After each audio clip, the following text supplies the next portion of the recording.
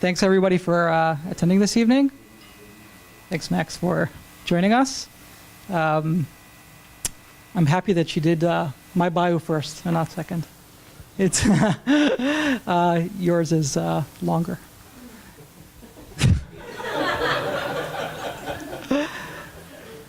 So, want to start off with some questions about your path as an entrepreneur. I think there's a lot of Israelis in the crowd, so some of these questions might be direct. Hope not too much. You know, when I see your bio, you've done a lot of things. You know, co-founded PayPal, then Slide, then you helped co-found Yelp, then HVF, then Glow, and now Affirm. And when I see this list, like honestly, the thing that comes to my mind is, aren't you exhausted, right? You've done so much, and this is, you know, I'm running a startup right now, and it is a lot of work. This is really hard. And I'm wondering why you keep doing this. Like, why are you starting these companies? You could probably be at a corporate working 45-hour a week, or at a no, or at a VC. No offense to the VCs here, but we all know that, you know, entrepreneurs work harder, or another you know types of work. You don't need to be working 80-hour weeks. So I'm wondering, is it legacy? Is it you know, making an impact? Do you like working 70-hour weeks? What is driving you? What's the motivation to keep starting companies?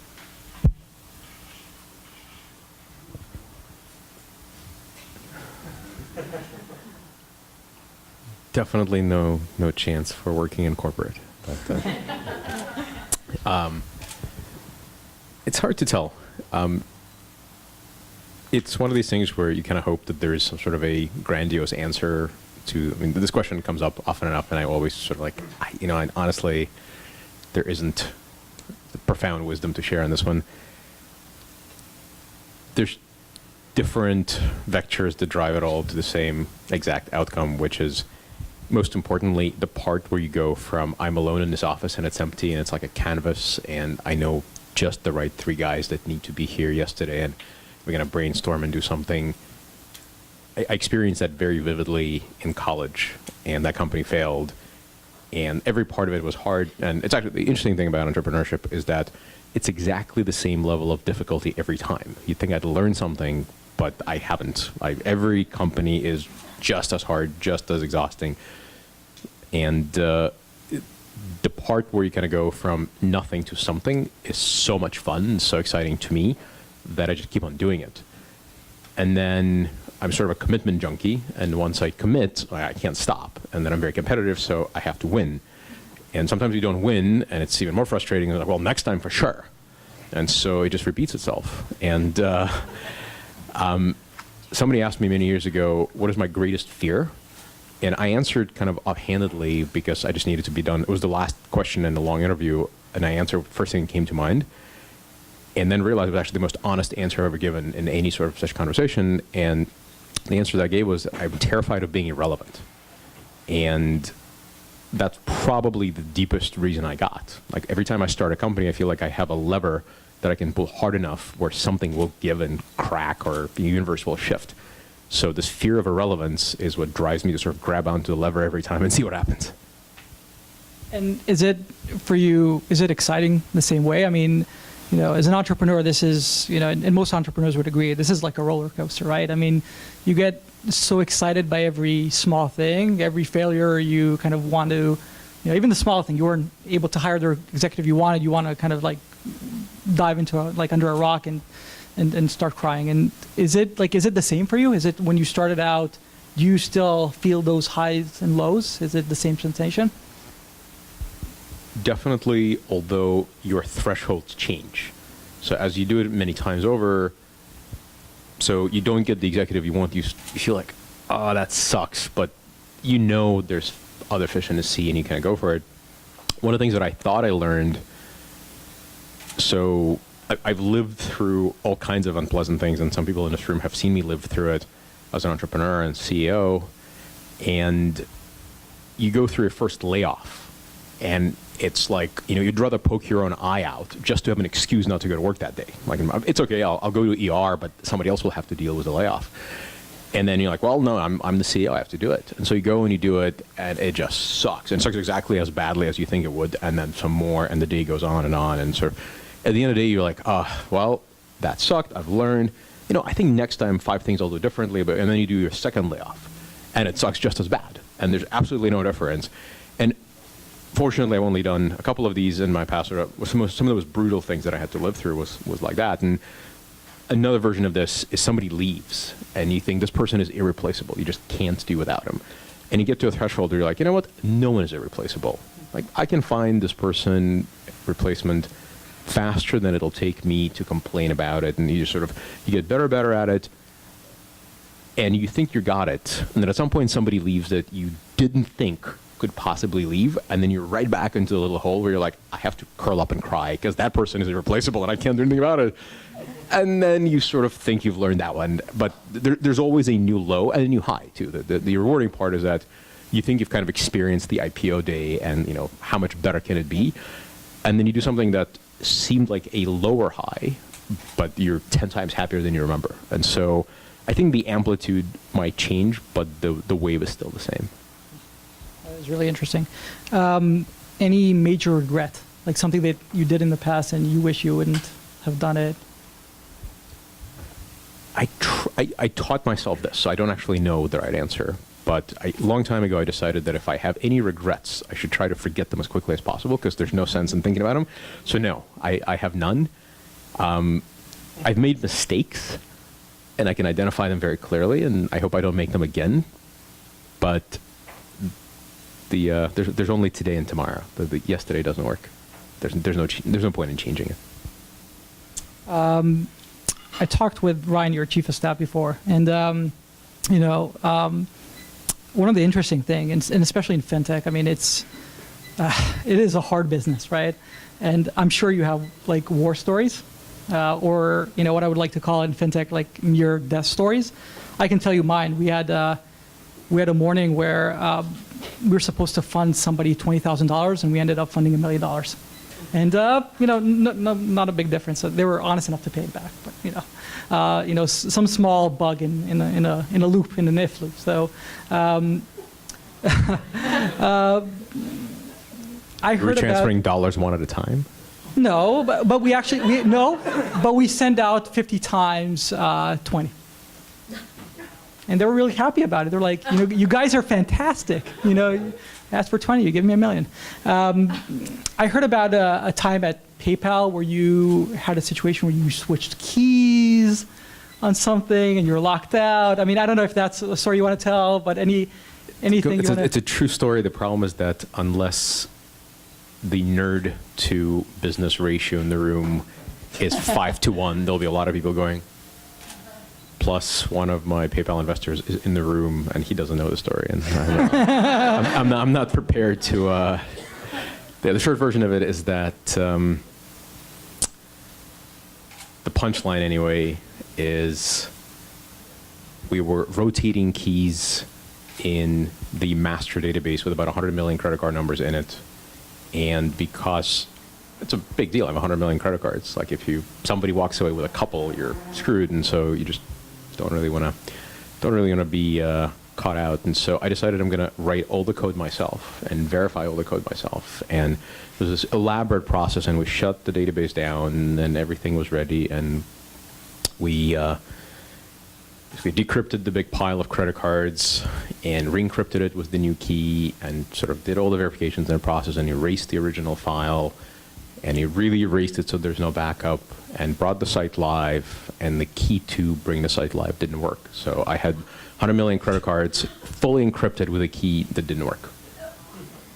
And there was 4.5 hours of complete mayhem where someone in this room as well was carted around in a trash can around 1840 Embarcadero Road, which is where our office was, because there was nothing else to do.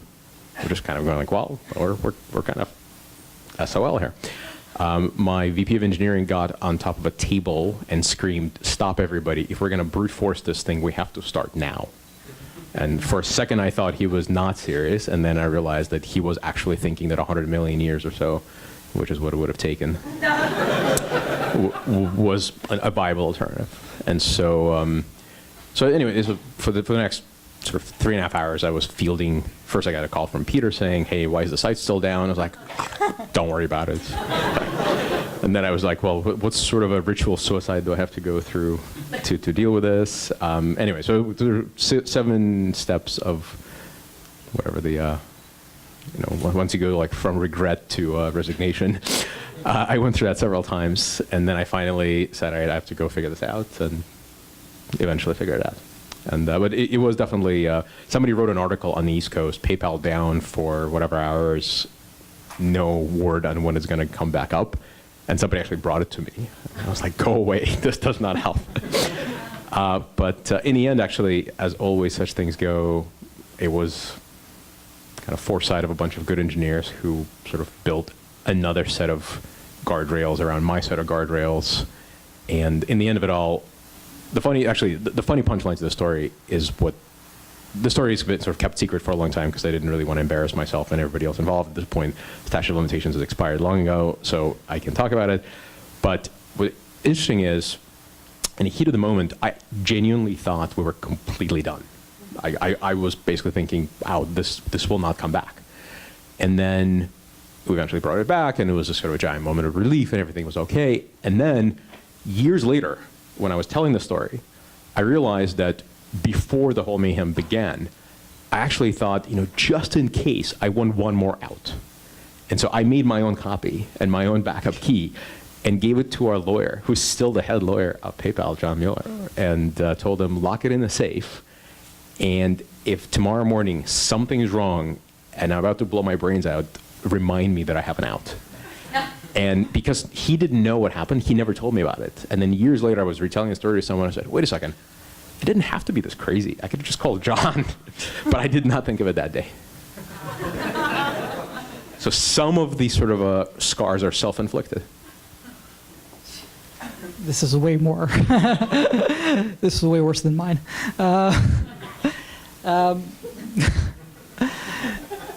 This was pre-IPO, no big deal. Slightly off topic. I heard, I didn't know this before, but I heard you're really into cycling, like big time. I think I read an article in Business Insider. Max Levchin started some of the biggest technology companies, but what he really cares about is cycling. How did that start? How does that fit in your routine? Is that like your way of clearing your mind when you're thinking about things? I mean, tell us more. So I am really into cycling, much to the chagrin of some people who care about me, because I'm very into road cycling, which means that at any given time, highest probability of colliding with an oncoming traffic where I'm wearing spandex and they're in a 2-ton vehicle. But doesn't stop me from getting in the road as much as I can. So the reason I got into it, actually, I grew up in Kiev, Ukraine, and literally my backyard was the Kiev velodrome. And so since sort of time that I can barely remember, I would see these skinny dudes in Lycra just rip it around this wooden track, which was really cool. And so at night, I would bring my crappy bike where the cranks would be far too low onto the velodrome by like throwing the bike over the fence and trying to ride the track. And you can ride in the low parts, but once you get where the parts are steep, the cranks are too low, you clip the wood and fall on your butt and have splinters this long. And my mom would take them out and be like, why do you have to do this to yourself? I just love going fast. She's the one who taught me how to ride. So she didn't really take it too unkindly. But that's what I sort of grew up thinking was kind of the cool way of, I don't know, going fast, basically. And then I rode pretty sort of semi-seriously in college and then forgot. And then right after PayPal, I was actually in a fairly dark place where I couldn't figure out what to do with myself. I was 20 years old. There was sort of everything was available and nothing was necessary, and there was no fight anymore. and my then girlfriend, now wife, reminded me that I have this really cool bike hanging in my garage. I should do something with that because, that's at least one thing that I love, and I should do something about that. And so I got on the bike, and I realized that, one, I'm still pretty good at it, and two, I really enjoy it. And then, as I'm prone to doing, I started tracking how do I feel mentally after riding. And basically, if I get a good ride in, my brain is so much clearer, and I can come up with so many good ideas that it's essentially kind of required. It's like some people get juiced one way, and I get juiced by riding my bike. You find time every day to do it? I get up really early. One of the cool sort of things about training, you can throw your bike on a bike trainer and basically build yourself an indoor simulator. And these days, there's all kinds of great virtual reality software that will make you feel like you're on the real road. It doesn't compare to going out there and really doing it. But as far as zoning out is concerned, it's actually a little bit easier because you can literally close your eyes and just pedal as hard as you want and not worry about oncoming traffic as much. You kind of make some of your decisions when you No. The whole, there's actually, that's the that's important thing to understand. You're only, at least I leverage the cycling thing to get to the point where I can't think of anything. It's like only the pain and one more pedal stroke and then we're done. Sort of at that point, once you get there and you stay there for a while, when you come back out of it, you're like, oh, I see the world much clearer now, less pain.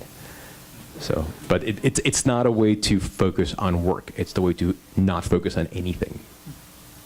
Very interesting. So Affirm.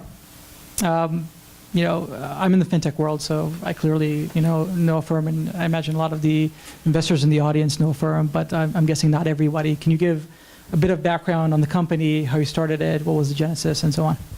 Sure. It actually has a nice sort of a link back to PayPal. So I did, between PayPal and the current dark times, I spent a bunch of years trying to build something that I was not particularly well suited to build, but I was too stubborn to give up on, which was basically entertainment software and video games. And I was not at all well suited for that, but somehow managed to persevere at least reasonably well. And as I was sort of trying to figure out what to do next, I was talking, as I often do, with Mrs. Levchin, who pointed out that I'm too old to learn new tricks, and I should just go back to what I know how to do. And pretty much the only thing that's well known to work is fintech and financial services. And I thought, well, there's one thing that was sort of always set weirdly with me. The one thing I never tried at PayPal was lending. So we did payments and anti-fraud and all this stuff, but the one piece of banking that I never quite grasped was how did lending really work? And so I started digging in, and I started learning about the FICO score, which I knew existed, but I didn't really know how it worked. And the more I looked at it, the more I realized that this thing is like antiquated. It's from the 70s, and it's built on like 16 variables, and it's on version 8 after 35 years of existence. So like, well, surely somebody should be doing something about it. And so the more I got spun up about it, the more I started talking to people in the sort of post-PayPal universe, asking like, did you guys ever notice how messed up lending is? It's built on this, oh, this is so bad. And the more, this is a little bit before the current rush of investment into fintech. So this is probably 5.5 years ago. So eventually I sat down with Nathan Gettings, who was my chief risk officer at PayPal, and asked him, have you ever looked at this stuff? He said, yeah, the one thing I always wondered, how come we never lent any money at PayPal? We had all this amazing information, could have underwritten risk 100 times better than anybody else. I said, all right, that's it, we're going to do something about that. And so that's kind of the genesis. And so we built our own FICO replacement. FICO, for those not in fintech, is Fair Isaac's company's score, which is basically how most banks decide whether to lend money to consumers and small businesses primarily. And so it's actually turns out not to be such a bad product at all, and held up really well, even though it's almost 40 years old or so, or more than 40 years old these days. But we had to build our own, of course, because we're a couple of nerds, and we did. And on paper, it worked really well. So I went around and showed it to a bunch of people in lending and banking and said, I have a better score. Use this.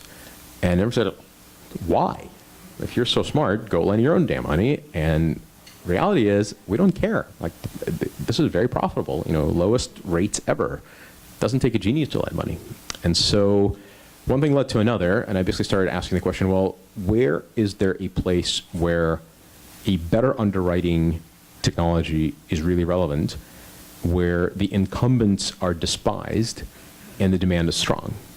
And lo and behold, there is this kind of a enormous but not particularly well understood industry called point of sale lending, or private label credit cards that issued the point of sale. There's a giant bank called Synchrony, used to be called GE Capital, but there's a whole host of competitors. But basically, if you ever go to Macy's, or since there's a bunch of immigrants like me in the room, never take a credit card out at the point of sale. When they're telling you it's 10% off at Bloomingdale's, if you just sign up for the card, they're trying to screw you.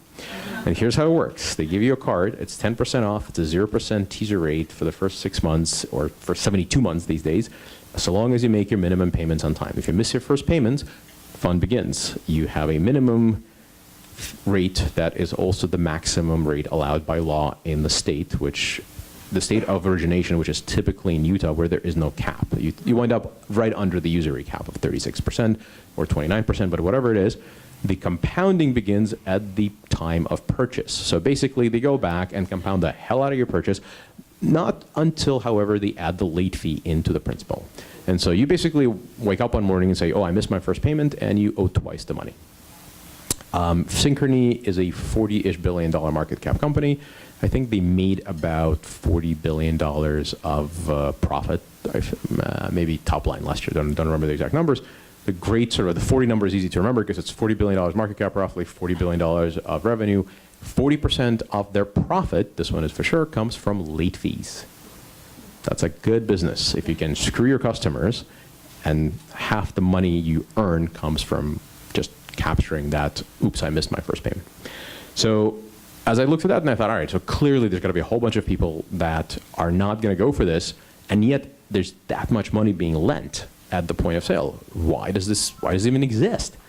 And so it turns out there's a whole bunch of people kind of like I was about 20 years ago, fresh out of college, fresh off the boat from a different country, fresh off something, a life event. They go into Bloomingdale's or Macy's or whatever department store they need to go to buy anything from furniture to dishes to electronics to anything that is a little bit more expensive than their debit card existence, a typical existence for a graduate student or an immigrant or just a young person allows them to buy. And as they get there, they have to create a loan for themselves. They have to borrow money. And this is the choice that's available at the point of sale. And they know they're getting screwed. They don't always know exactly how, but they know something's going to happen that eventually will. Because if you're in any way intelligent, and a lot of these people are students, so they understand math, if everybody's getting a free loan and the federal interest rate isn't 0, someone has to pay for the borrowing. And it's basically an insurance scheme where the good guys pay for the guys that don't pay. But and like any other lending product. But this one is a little bit more insidious because the guys that are missing their first payment and getting their rates and the interest jacked up pay for everyone's 10% off. And so it's just fundamentally rotten. And I said, all right, so clearly there's going to be a whole bunch of merchants that understand how rotten it is because ultimately it's their name on the card. It's not like you're getting a card and you're like, oh, damn you, GE Capital. Like, no, damn you, the Gap card. And by the way, when you cut it, your FICO score drops another 5 points because you've eliminated a line of credit.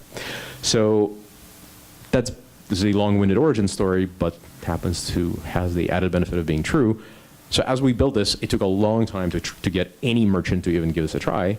But when we finally convinced a couple of people to give it a chance, it turned out that there's about 30+ % more sales volume that comes from people that said, well, I would never take a credit card at the point of sale out because I know I'm going to get screwed.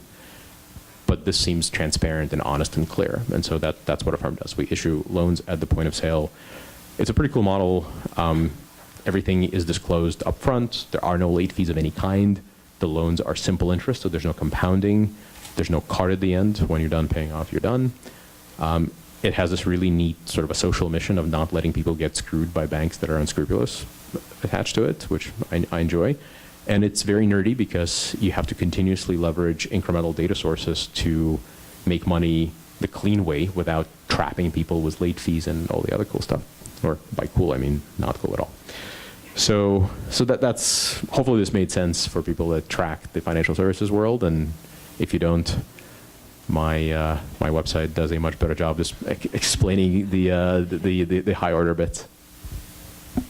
I think it's safe to assume people won't get a Macy's card. Never get a department store card. They're all the more months they promise of no interest, the harder it's going to hurt when you miss your first payment. So it seems like, I mean, I understand that PayPal and Affirm are different, right? I mean, one is payments, even though PayPal now does also credit, right? Bill Me Later and PayPal Credit.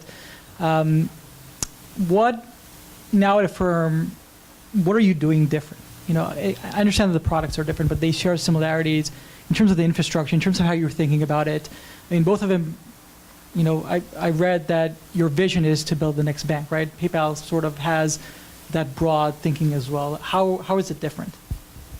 So the vision to build a bank to really go after sort of the full stack of services came out of realizing that, so first of all, we did not expect this 30% lift. We came to these merchants and said, look, you're screwing some of your customers, partner with us, let us at least help out some. They finally gave us a chance after 2 years of begging. Everybody was amazed, myself included. It's like, really, there's 30% more volume driven by this demand of credit that doesn't exist? That's unbelievable. So as we did this, we started surveying our customers, trying to figure out what the hell is going on. Why are they choosing us? And we, of course, as I am prone to doing, did a lot of split testing and realized that people who are borrowing money from us are fairly often price insensitive, but they're extraordinarily transparency sensitive. So we disclosed our rates in a form of APR, and we had a take rate of whatever, 63%. When we started disclosing our rates or our interest in the form of dollars, the rate went up. We increased the rates and kept on disclosing it in interest, and the take rate didn't go down. So there's apparently a gigantic pent-up demand among young people. So 67% of our audience is under the age of 42. So there's a whole bunch of young people that are apparently completely disinterested in trusting traditional banks. And the more we surveyed them, the more we realized that this isn't like a tiny little thing. It's this giant trend where lots and lots of people are essentially saying, I would rather live on a debit card than borrow money from something that makes me think that they're eventually going to catch me on a late fee. So the more we asked them, what else do you want? The more we got back this long list of things. We were essentially, well, you're basically saying you just want a new bank. You want a retail bank. And right around the same time as we sort of made that conclusion, the Viacom Millennial Survey came out, which had a great headline to it where it said there's sort of 9 industries that are going to get massively disrupted in the next 10 years because millennials are becoming the biggest buying force in America. Number 1 is finance. And the top 4 most despised brands in America are all consumer banks. And so you have this sort of like, wow, so there's this giant groundswell of people that are basically saying, and there's a little bit of a interesting wrinkle to it. So you would think it's because most millennials, or a giant swath of millennials, were teenagers during 2008-2009 financial crisis. So they got to witness what happened to their parents. They weren't personally hurt, but they had to move to a smaller house, or their parents didn't send them to the right school, or all these kind of a direct impact on their life was because their parents, whom they love and couldn't possibly fault for anything, were screwed by their bank. But then, so I was like, well, that's important, but like, do they really get that sort of emotional about it? And I sort of couldn't decide one way or the other, but then somebody I know pointed out that basically U.S. government has engaged in the single largest campaign of negative marketing ever since. So a day didn't go by for the first 10 years or 8 years since the crisis that you don't open a newspaper and you're like, oh, Goldman Sachs just finally settled for $4.3 billion for screwing consumers on XYZ. And that's not enough. And so you have this giant media and government-sponsored negative marketing campaign, which is basically a positive marketing campaign for people like me. So it eventually became this mission of, well, if the opportunity is there, let's go after the whole thing. It's interesting. We recently did an NPS kind of a survey thing, and we came out like at 70, which I didn't know if that was good or bad, but somebody told me, you're fine. Like Wells Fargo is like at -8. So, you know. Yeah, the lowest bank is HSBC, and they're -14. I had this memorized until I sort of got tired of bragging about it. So ours is 77, but Starbucks is 79. Amazon is 65, but they have much more volume than pretty much anybody, I think. But no American bank has an NPS score that's north of 30, except for USAA. Exactly right. Does anybody know what USAA stands for? Correct. Automobile Association. That's the, so people love their USA Bank. Weirdly enough, USA, most people think it's armed something or other because it's the armed forces and their family's bank. They gained net 2 million customers during the financial crisis because people from big banks would run to join USA if they could. It was an unbelievable story. It's a crazy sort of aspirational brand for us to line up against because I genuinely believe that they do amazing stuff. But it was founded as a kind of a mutual assurance society among former service people to buy cars, hence the Automotive Association.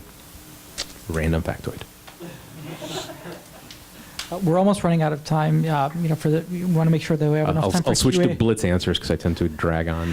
But I do have one last question for me before I turn it to the audience, and I need my cheat sheet for that.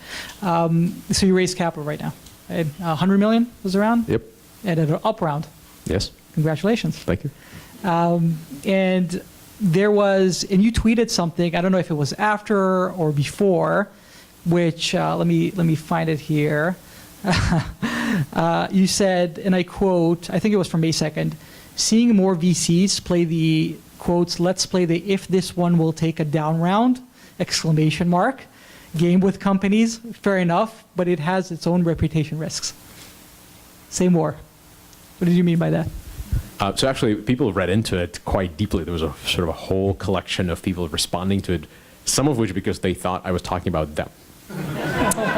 But the specific venture capitalist that I was calling out, so I've noticed several VCs doing this, but the specific triggering event was never identified, at least never responded to in public or private by the VC in question. But basically what happened is companies, so I'm fairly active as an angel investor, though not nearly as active in the last 3 years as I have been since I just got busy doing Affirm. But the company, so it's actually kind of an interesting story. So we 10x'd all of our metrics 2014 to 2015. So we went from lending roughly 8 digits worth of volume to strongly into 9 digits. Every operating metric was 10x. So we felt very good about ourselves. We went out to the market. We were going to do it in the end of 15, but what the hell, went out at 16. The market did this. It was actually a lot harder than I ever remember raising money being, so it was interesting. But we did fine. We raised money. One might argue that from known sources, so if you don't know, Founders Fund, Peter Thiel were the most recent round lead. But all of our investors did their pro rata, so it was a good, strong up round, but it took effort. It wasn't as, whistle loudly enough an investor will show up with a term sheet. At the same time, one of the companies where I invested a reasonable amount of money a few years ago, they're a little bit smaller, but exactly the same narrative. 10x all their operating metrics, everything looked really strong, every part of the system was working for them, and they're actually a counter-cyclical company in a bad down, they're also in financial services, in a bad down market, which is what the public markets were experiencing. They should have looked particularly good because they were going to start making more money. People were starting to control for cost. They were a cost control type company. And they had a term sheet which was kind of flattish, but up a little bit. And another VC, with the sort of branding VC, came in from the sky and said, wait, we want to invest in you guys. We're going to give you a term sheet that's better than this. And they saw the term sheet, which was almost about to get signed. And then 48 hours later, they showed up with this sort of a proud moment of like, here it is, think of this. And my friend, the CEO, called me up and said, I think I'm missing something, but I think this is a down round. And I looked at no, you're not missing anything. That's a full 20% off from your last price. But I showed them, my modest up round was like a 7% up or something like that. But it was an up round, and I 10x'd everything. Said, I know how you feel. I 10x'd everything. I didn't get 10x valuation increase. But this down round is ridiculous. You should do something about it. And so, in the end, he didn't take the money. He went with the other term sheet. But I asked around a bunch of other friends that I'm an investor or just advising to, and they all said, yeah, it's kind of unbelievable. The dark days of people coming in and proudly handing you a down round term sheet and saying, look, I'm rescuing you. Like this is a moment of mercy. And I think that's fine. That's how you get deals. If you're a venture capitalist, you two are trying to get the best price for the money, or the other way around, the best money for the lowest price. But in the good times, people will remember. And so I would argue it makes sense to kind of stick to what you think fair market value is and just offer based on that. The more you play the haggling game, the more you wind up being remembered for playing games. The Israeli thing would be to push you on which VC it was, but we'll go to. I won't put you on the spot. I have enough Israeli relatives that have to say, no chance. Okay, we'll open it up to Q&A. Questions?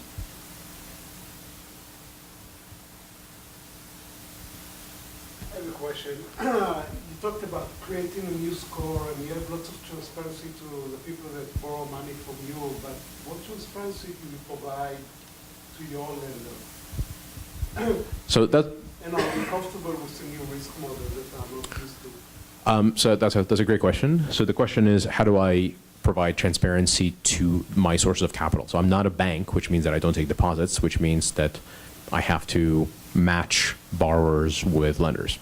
So in the most recent shakeup, if you're tracking the public markets, Lending Club, Prosper, et cetera, all got sort of bitten in the face fairly hard. Fundamentally because, I would argue, of the model of being a marketplace lender, which means that you don't take any of the risk. You source the loan and you sell it off to someone who's willing to take the risk, and you pocket a 4% fee in the case of Lending Club.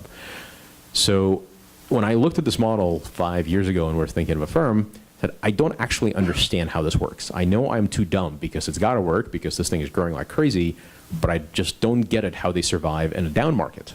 Because you're basically peddling trust. If you ever breach trust anywhere, you're done. And I said, I'm just going to do on balance sheet, which means that we borrow money and we guarantee a rate to our lenders, and then we loan money out. And if they don't pay us back, it's my problem. I still have to make good on the loans that I do. So being an on balance sheet lender, the concern you bring up is a lot lower, because so long as I am good for the money, and I have transparency, or they have transparency, my lenders have transparency into my business, that's a good enough baseline. However, what we practically do, all of our sources of capital actually receive a daily view into every loan we write. And everything we use their money for, they have full transparency into, and they do their own re-underwriting. If they believe that we're doing, they don't have access to my models, they don't see all the data, but they can do a fairly good process of figuring out how much risk am I really taking, and are they comfortable providing money going forward. So far it's actually, one of the coolest things that's happened to us is we happen to share a lender with Lending Club. And so their top management team, I won't say exactly who that is, but their top management team happened to be in town right around the time Lending Club had their little set of issues. And it was very rewarding to hear this person say, you know, we're very firmly behind you guys because you did the right thing by standing behind every loan and guaranteeing the rates, as opposed to doing this marketplace thing, even though this marketplace model is super attractive and very low capital and very efficient and all this good stuff, but it's going to be hard to dig out from the breach of trust. And I think, you know, to sort of offset my point, I think Lending Club is going to recover. I think they're going to do fine. I think they have tremendous amount of really strong people there, and the loans they're creating are actually very good, but the ding against the trust is very loud. You can hear the whole market going, whoa, what just happened? This wasn't supposed to be this way. Good to see you. So what are the inputs that go into your credit scoring? I'll just send you an email detailing every one of them. Just broadly, could they use cross-border? Like, is it portable to other countries where they don't necessarily have FICO? We don't use FICO, so yes, in that sense. We think it will. We'll find out when we go international in the next couple of quarters. Would you be able to turn it into a separate business possibly? Because I mean, the challenge with a lot of these countries in Africa and whatnot is that there is no credit score. So people don't have access to that. So Yeah, so we fully intend to go to developing markets sometime fairly soon. We're much more comfortable in Commonwealth countries where we can speak the language, rule of law is a little bit easier. Typically, you want reasonably strong contract enforcement, reasonably sane regime or regulatory regime around capital requirements. Most countries have some mapping to Basel III, Basel IV to be accords that govern a lot of this stuff. So long as that exists, I don't need a lot of other things. If you are in something like Zimbabwe, probably no time soon, but I think, until they sort of restore currency controls there, probably doesn't make any sense to lend money there in the first place. Absolutely. A while back, Impact purchased a company called BlueVine, right? And that was the company that supposedly gave credit on the fly and the POS. I guess how different is this concept of vision? So Bill Me Later is certainly a spiritual point on the curve towards where we're going. So Bill Me Later, funny enough, I met Bill Me Later management team right before they got acquired. So it's a kind of a cool story, and it's another one of these things where it's kind of the statute of limitations has now finally expired and people can talk about it. But it was a pretty awesome product. You'd go to, it was on Amazon. Amazon was an investor. They own like some 15% of the company or something. You'd go to Amazon and Gary Marino, who founded the company, would do this amazing demo. He'd go to Amazon and say, look, I love this fishing rod. It's $1,000. I can't afford it. I'm going to buy it on installments. Click. And it would just work. It was beautiful. And they ran into growth challenges in 2008. And by growth challenges, I mean they were growing so quickly that they needed more money to fund the loans. And at the end of 2008, Citibank, which was their largest loan provider, said, this $300 million line, we don't just want to re-extend it, we want it paid down now. You have 30 days. And it was kind of this insane time, apparently. So I wasn't there, but I've heard the story from the insiders basically telling me that they were actively contemplating 2 exits, being acquired by eBay to the tune of about $1 billion or filing for bankruptcy, same week. And apparently there was like a moment of truth where they had a board meeting where they're like, well, one or the other. We have an hour to spend on each or something like that. So it was, I have no idea exactly how true the story is, but I've heard this enough times without people with any smile on their face at all. So I think they were headed down the right way for a long time. When they got acquired by PayPal, a couple of things went sideways for them. One, it's really hard to be a credit provider and a payment system. And I should know, I have now built both. One is basically all about, I want to pay and get the hell out. And the other one is all about, I need to get as much information from you as possible as quickly as I can so I can make an underwriting decision. Ultimately, Bill Me Later was all about using traditional underwriting and smart marketing. And I think for them, data acquisition friction was fairly significant. And so as they were finally closing a consumer occasionally to borrow money from them, they said, well, one thing we need to do is we need to at least convince you to take a line, at least convince you to take a card, which is how PayPal Credit went from being essentially an installment loan to basically a cardless line provider. And once you're there, it's just a very short throw from like, well, maybe we should introduce some late fees because it's revenue. And interest doesn't need to be simple. It can be compounding. It's a line. And you fairly quickly go down to the very legitimate, from the numerical perspective, but not particularly consumer-friendly business of just issuing credit cards at the point of sale, which is what they do today. And they do great. I mean, they're pretty huge business for PayPal. It does compete with the fundamental mission of PayPal to go to just get the hell out of here because I've paid. And so it's a big bump where they say, look, we know your basket is full. We know you have a PayPal account. We know you're logged in. You want to pay. But wait, how about another credit card? And then you very quickly become you start having to compete on, well, how much percentage off can I get on this purchase if I open a card? So ultimately, I think they paved the road for a lot of this by showing this can be done in real time on time. One of the greatest achievements they made, this is rapidly getting more and more fintech nerdy, but they were the first ones, if I remember correctly, to do a credit pull from all 3 bureaus in real time, which in the 90s or 2000s was kind of unheard of. These days, if you don't do it, you're kind of a schmuck. Like, what the hell is the point of not doing it? So things have changed, but yeah, it's a company. But incidentally, it's not the only player in the space. We are the only company that has fundamentally taken the highest road possible as far as doing what's right for the user and never settling for anything less than sort of complete transparency, fair pricing, better than fair pricing. Everyone else eventually realizes that there's just 100% margin products to be created, like late fees and hidden fees and annual membership fees, and so long as I'm in control, I'm not going to let it happen. That's the plan anyway. There. You drive. I have a question about the FICO score. First, to what extent is it really critical that your score is better than FICO score? actual evidence that demonstrates that your score is better? And if it is better, what is the impact on Verizon? I mean, they are continuing to do extremely well.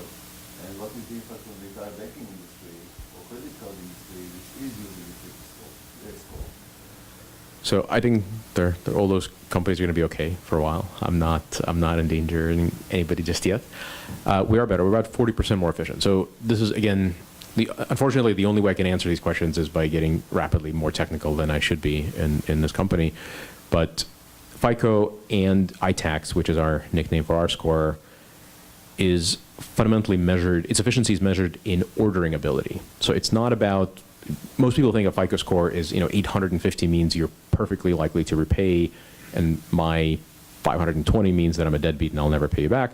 It's actually not true. What you really get out of FICO and what you get out of ITAX, in a set of people, it allows you, if you sort that group by FICO, you get an ordering of who's the highest risk to the lowest risk.